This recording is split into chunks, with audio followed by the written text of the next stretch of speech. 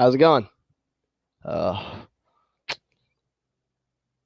Alrighty. So today we're going to be discussing should transgenders reveal themselves on the first date? And my position is that I believe transgenders should reveal their identity to their potential subjected partner based on, the fact that, you know, sorry, we got to go with, for me, I have to go with the idea that, political correctness over common sense or common sense over political correctness. With that, I'm going to pass the mic.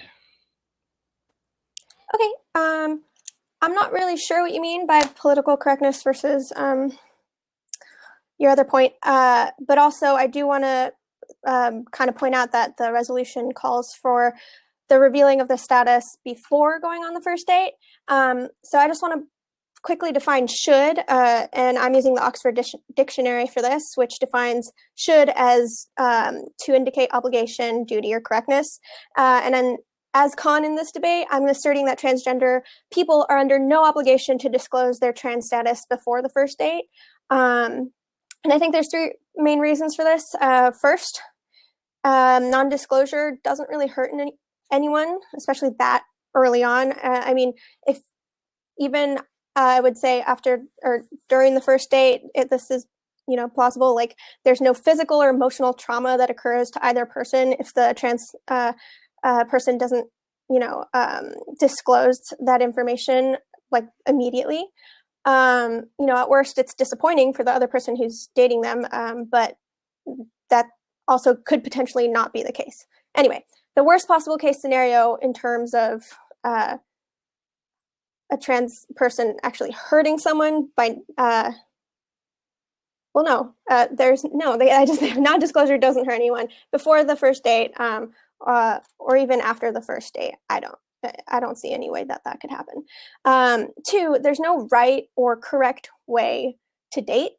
I mean, we all, crave love and we want to find the right person, and this creates a lot of anxiety, and we, hear all sorts of tips and things like to say and not to say on a first date, and this goes for all sorts of topics like what can you or should you and shouldn't talk about. And the reality is there is no right or wrong way, or there might be a very wrong way to do a date, but there's no right way to do it. For everyone has different experiences. Some people, give certain information that goes very badly. Others, that never makes a difference.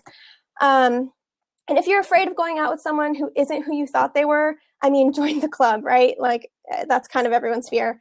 And then my third point, which I can get into a little bit more later, is that love is complicated, right? Obviously, I mean, there have been experiences or there have been stories of trans or people who are married or are dating for very many years and then come out as trans. And, sometimes it breaks up the relationship, other times it doesn't. So, the point being is that for the first date or even before the first date, I don't believe that trans people are under any obligation to disclose.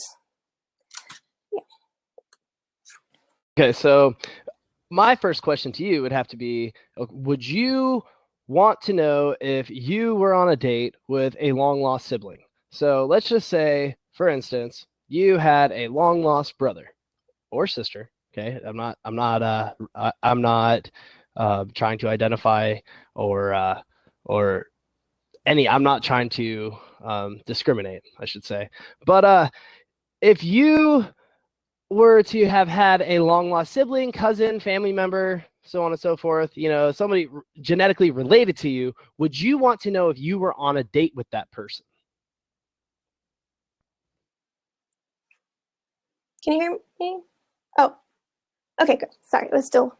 I don't think that it's an even comparable situation, because being related to someone by blood and having that person, keep that from you, again, there's actual harm that can come from that being, that could be a genetic like harm that then is passed on, that can cause real harm, right? Like incest. I mean, and not even in all cases, right? Like I think you have to be doing that for a while for that to be an actual problem. Again, I think it's not a comparable situation. And in that specific case, you'd have to, be assuming that the person is morally or very against incest. There are people, again, out there. I mean, I'm not saying I would, want to fall in love with my brother or anything like that, but there are people out in the world who fall in love with their siblings. That happens too. So again, if it's about disclosing and whether or not you should tell someone that you're their sibling, I mean, it's not a comparable situation to someone being trans at all. That's where I go back to the political correctness or common sense, rather. Okay, and this I might lead into next. Would you want to know if you were on a date with somebody who's mentally ill? And I'm going to backpedal just a little bit to your last statement, because already you have gone against what you initially said about, it doesn't matter on the first date, this and that. But now all of a sudden we're talking about incest. So, now I want to know, would you want to know if who you're on a date with, if that person was mentally ill? Because me personally, I wouldn't want to be on a date with, somebody who I was related to or had, similar DNA to. I would want to know if I was on a date with a crazy person, because myself, I'm a little high strung. So you put somebody like me with me, you're going to get some fireworks. It's like gas and fire on gas. But, would you want to know if you're on a date with a mentally ill person or a person of mental illness? Okay. So we can go down the line of like, would I want to know if I'm on a date with all sorts of people? And again, like I said, everyone obviously wants to be on a date with someone who, like, that they expect is the kind of person that they would want to be, right? The point of dating is to get to know someone. I have been with people who are very mentally unstable, and sure, I would have wanted to know that way early on, but that's part of the process, right? Is getting to know someone, and that comes out as you get to know them. And if somebody's mentally ill and that never comes out and is never manifested, and I never find out, then I never find out, and it didn't really matter because it didn't manifest in any way, right? So again, you can say this about anything, and I don't think that every type of example is comparable to the situation that trans people are put when they go, when they start dating. And again, I don't really see the point or the connection that you're making between political correctness and common sense, because common sense is just, we want to go on dates with people that we develop a relationship with, right? Like, the idea is, like, a date is kind of like an audition, right? And we are trying to kind of show the other person that we're a plausible candidate for them to have a relationship with in the future. And that's complicated. Like I said, love is complicated, where there's all types of things that, all kinds of ideas of the ideal person that people have in their head. And life like, our actual experiences of love and relationships aren't the ideal images that we always have in our head. Sometimes we end up with people we never would have expected to end up with. That happens all the time. And I think because of the fact that love is so complicated and there is no right way to fall in love or to meet the right person, that you can't just be like, well, wouldn't you want to know X, Y, Z on the very first date? Like, yes, if we could all avoid the pain and anguish that comes with not really knowing somebody right away and what that would mean for our futures, yeah, that'd be great. But that's not how life works. That's not how love works. That's not how dating works. So I guess I'll pass the mic back on to you. There's for all those reasons, we can't put anyone under any obligation to reveal anything really before a first date. We don't really expect that, right? I mean, that's not an expectation that people have for most subjects. Yeah. Okay, so, now where we go into at this point, is this a legal issue or is it a moral issue? It's completely moral. It should never even be subject to a legal issue, nor should the discrimination or the freedom of speech or anybody's opinion in which they're entitled to under the First Amendment. Now, it used to be called, gender identity disorder, and now it's gender dysphoria. Okay, we're talking about a mental illness. We're talking about 40%, okay, of these subjects being subject to suicide. The suicide rate among transgenders is 10 times higher than someone who is not transgender. I think the suicide rate among individuals in the United States is 3% of the population commit suicide, 3 or 4%, excuse me, and transgenders are at 40%. Now, I personally would want to know if I'm on a date with somebody who has a high risk of committing suicide. I want to know if I'm, more so, I want to know if I'm on a date with somebody who has a mental disorder. I don't want to be going on a date with somebody, who, I mean, for me personally, I would like to be able to sit down, have dinner, and discuss things on an intellectual level and understand that, I'm not going to be on a date with somebody who, fly by the night, whatever. I've seen some crazy people out there, and it's all subjective. When you label somebody in a sense like that, it's a completely subjective statement. But back to the moral issue, if you're gonna make me pretend that that a man is a woman and a woman is a man and a boy is a girl and a girl, no, a man is a man. For instance, Caitlyn Jenner still has her XY chromosomes all over her body, okay, minus the sperm. um, like I said, the suicide rate amongst trans is 40%. I would want to know if I am on a date or going on a date or going to be wasting my time, because it would be a waste of my time. I would not consider an actual date or anything like that. I'd want to know. I'm clearly looking to be with a woman. I definitely think trans people, to be more transparent with society, should come out and say, hey, or if it's not already obvious. Now, me personally, I have dealt with this in person. I have, and we can go back to this, but the person revealed to me after I asked them on a date, hey, I'm trans. Thank you, and that was the end of it. Okay. Okay, let me just start off kind of by refocusing the debate a little bit again.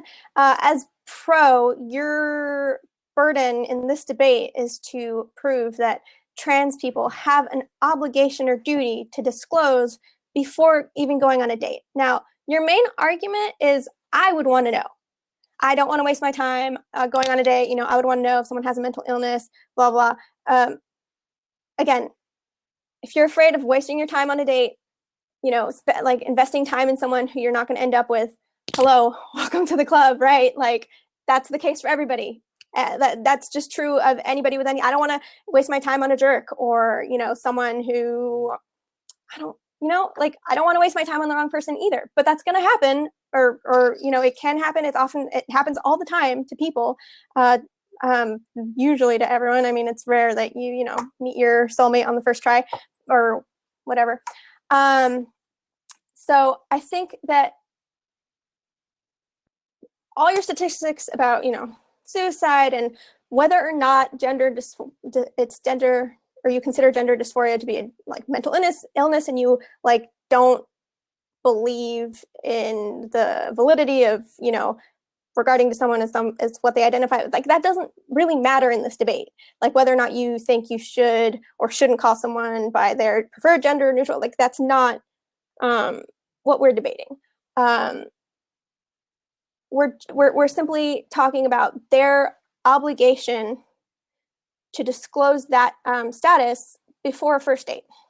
So up until now, again, like I said, there's no harm that comes to anybody when you don't disclose. And if you're going to consider as a harm, wasted time, that's not unique to trans people not disclosing, right? That's true about anybody who gets to know somebody and then discovers you know what, that was a waste of time, right? And yes, you personally may have very strong opinion or very strong, like very strongly not want to go on a date with a trans person. But, for the case of, you can't, like, that doesn't speak to everybody, right? Some people might not, they might not know how they feel about it. And then they're in that situation and, turns out, it's not, you thought that you figure out that it's okay. And what do you know, like somebody discovered a new partner that they can end up with. Like, it just, there's no, I don't see how there's an obligation for a trans person to do that, because there's just no right way to find the person that you're going to end up with. Yeah. All right. I want you to imagine the struggles of a fellow individual, that says he or she was born in the wrong body, the wrong shape. When they look in the mirror, it looks like an alien to them. It doesn't feel like, it doesn't feel like them. Now, this individual is going to go to any lengths to become the person that, that they feel that they are on the inside, whether it's drugs or mutilation or subject of, so, I'm not talking about the subject of a transgender person right now. Okay. I'm describing somebody with anorexia. Somebody who would go to any lengths to starve themselves. And,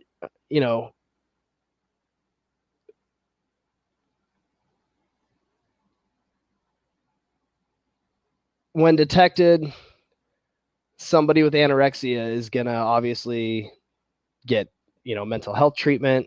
They might seek out drugs, but they will, mental health drugs, they may see a counselor, they may, try to recover mentally, but, and obviously physically they would have to recover as well, but they'd have to learn how to cope with the condition that they're subjected with.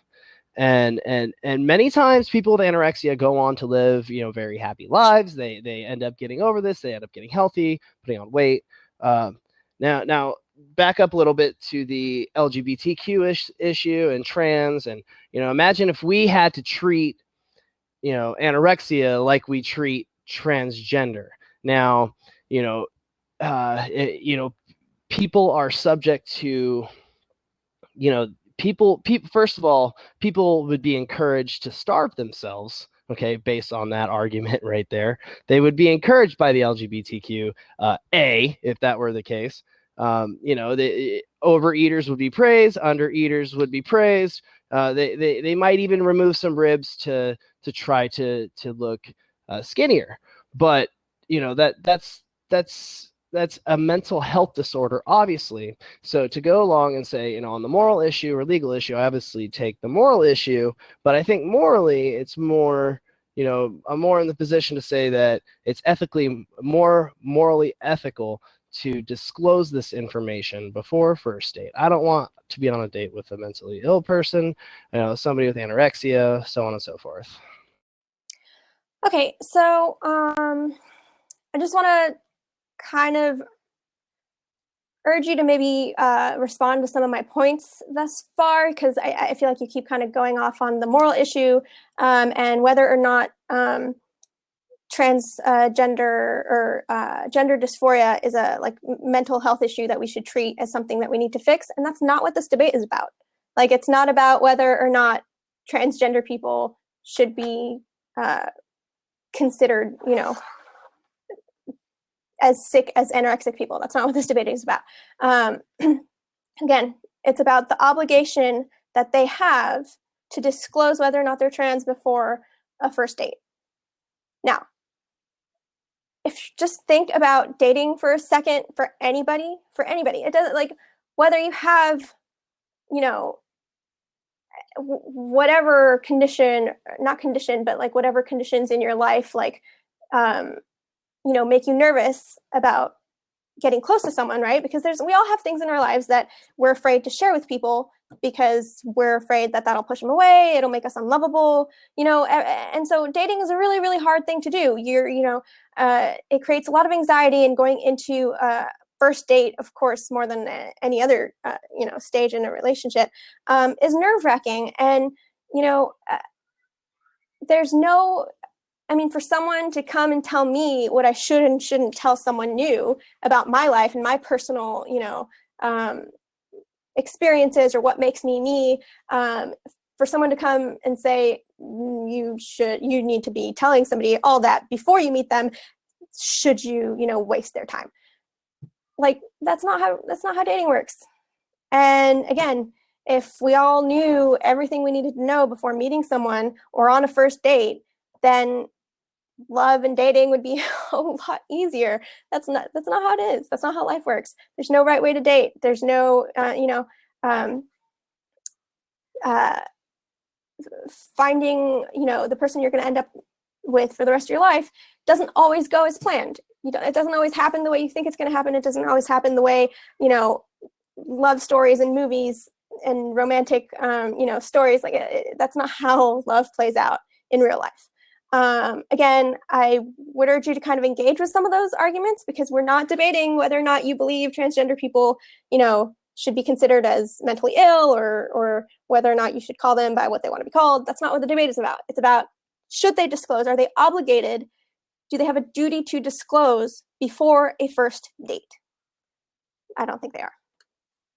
Depends on what we're talking about. See, you kind of changed positions at the beginning when you said, oh, well, on a first date, it shouldn't matter this and that. And then you started talking about fornication with family members. If you're on a date with somebody who, subjectively speaking, if you're on a date with somebody who, was actually by DNA related to you, my position is very simple with this. Okay, there's two genders. Okay, there's male and female, and